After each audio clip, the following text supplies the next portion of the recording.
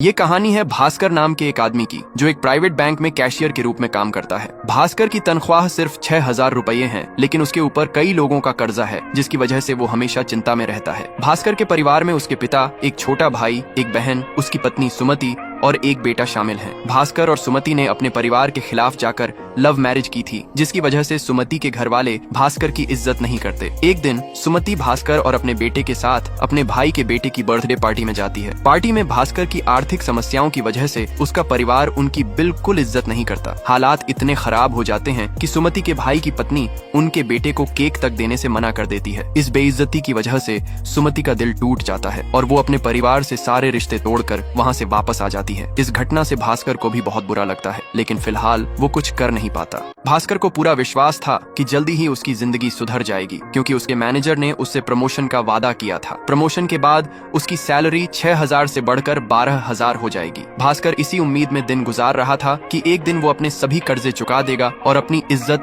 वापस पा लेगा। एक दिन बैंक के लंच ब्रेक के दौरान जब भास्कर कैंटीन में अपना लंच कर रहा था, तभी उसके पास एंथनी नाम का एक व्यक्ति आता है। एंथनी को बैंक से 2 लाख रुपए का लोन चाहिए था, लेकिन उसके पास गिरवी रखने के लिए कुछ भी नहीं था, इसलिए बैंक ने उसका लोन रिजेक्ट कर दिया। एंथनी भास्कर से कहता है, अगर तुम कहीं से मुझे 2 लाख रुपए दिला दो तो मैं एक दिन के अंदर ही तुम्हें 10% ब्याज के साथ 2,20,000 रुपए वापस कर दूंगा। असल में एंथनी का काम था सस्ते दामों पर इलेक्ट्रॉनिक आइटम्स इंपोर्ट करना और उन्हें उचित रेट पर बेचना। भास्कर इस बात पर सोचने लगता है, लेकिन उसके पास इतना रिस्क लेने का ना तो विकल्प था और ना ही हिम्मत। उसका बचपन का दोस्त सांबा, जो कि इसी बैंक में प्यून की नौकरी करता है, वो भास्कर को कहता है कि उसे अपने साले से बात करनी चाहिए, शायद वो उनकी मदद कर दे। लेकिन भास्कर अच्छी तरह जानता था कि उसका साला उसकी मदद बिल्कुल भी नहीं करेगा, इसीलिए वो इस बात को टाल देता है। अगले दिन जब भास्कर बैंक के लिए अपने घर से निकल रहा था, तभी पटेल भाई उसके घर आता है। भास्कर को पटेल भाई के 10,000 रुपए देने थे और भास्कर उसे काफी दिनों से टाल रहा था, लेकिन आज पटेल भाई काफी गुस्से में था और वो भास्कर की सबके सामने इंसल्ट कर देता है। और इतना ही नहीं, पटेल भाई भास्कर की स्कूटर भी ले जाता है और कहता है, पहले मेरे पैसे चुका, फिर अपनी स्कूटर वापस लेना। भास्कर के हालात दिन ब दिन खराब होते जा रहे थे। अब तो उसके पास बस का किराया तक नहीं बचा था, इसलिए वो पैदल ही बैंक पहुंचता है और वहां पहुंचते ही उसे पता चलता है कि जिस पोस्ट के लिए उसका प्रमोशन होने वाला था, उस पोस्ट पर आरएम ने किसी और को पैसे लेकर प्रमोट कर दिया है। इस खबर से भास्कर की आखिरी उम्मीद भी टूट जाती है। अब भास्कर के पास अपने हालात सुधारने का कोई रास्ता नहीं बचा था, इसलिए बैंक के बाद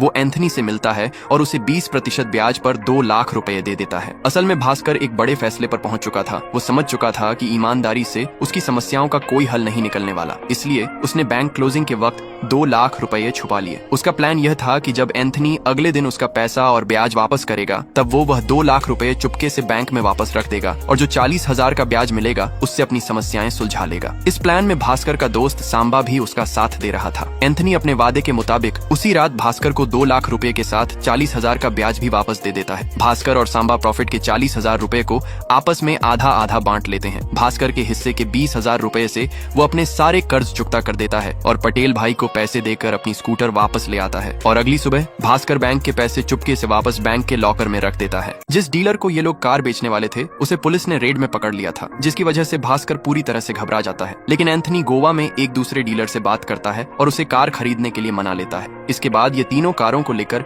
सीधा गोवा के लिए निकल जाते हैं और कारों को बेच देते हैं, जिससे इन्हें पूरे 18 लाख का फायदा होता है, जिसे ये तीनों आपस में बराबर बांट लेते हैं। लेकिन गोवा से लौटने में इन्हें थोड़ा समय लग जाता है, जिसकी वजह से भास्कर बैंक पहुंचकर 10 लाख रुपए लॉकर्स में नहीं रख पाता। और जब वो बैंक पहुंचता है तो बैंक में पुलिस आई हुई थी, जिसे देखकर भास्कर को लगता है कि शायद उसकी चोरी पकड़ी गई है। इस कारण वो बहुत बुरी तरह से डर जाता है। लेकिन बैंक के अंदर जाने पर उसे मालूम होता है कि ये पुलिस यहाँ पर उसके लिए नहीं, बल्कि आरएम को गिरफ्तार करने के लिए आई हुई थी, क्योंकि वह क्लाइंट्स से पैसे लेकर झूठे दस्तावेजों पर उनका लोन पास कर दिया करता था। भास्कर बैंक में अफरा तफरी का फायदा उठाकर बैंक के 10 लाख रुपए लॉकर्स में वापस रख देता है। अब भास्कर को पैसे कमाने का एक नया रास्ता मिल चुका था। हर दिन बैंक से पैसे निकालना, एंथनी को देना और रात को प्रॉफिट के साथ वापस लेना, यह सब एक रूटीन बन चुका था। इस काम में सांबा भी भास्कर की मदद किया करता था। देखते ही देखते भास्कर की सारी परेशानियां खत्म होने लगी। एक दिन एंथनी भास्कर को बताता है कि अब वो ये सारे गलत काम छोड़कर हमेशा के लिए अपने बेटे के पास यूएस जा रहा है, लेकिन जाने से पहले वो एक बड़ा और आखिरी काम करना चाहता है। एंथनी बताता है कि उसने दुबई से 3 इंपोर्टेड कारें मंगवाई हैं,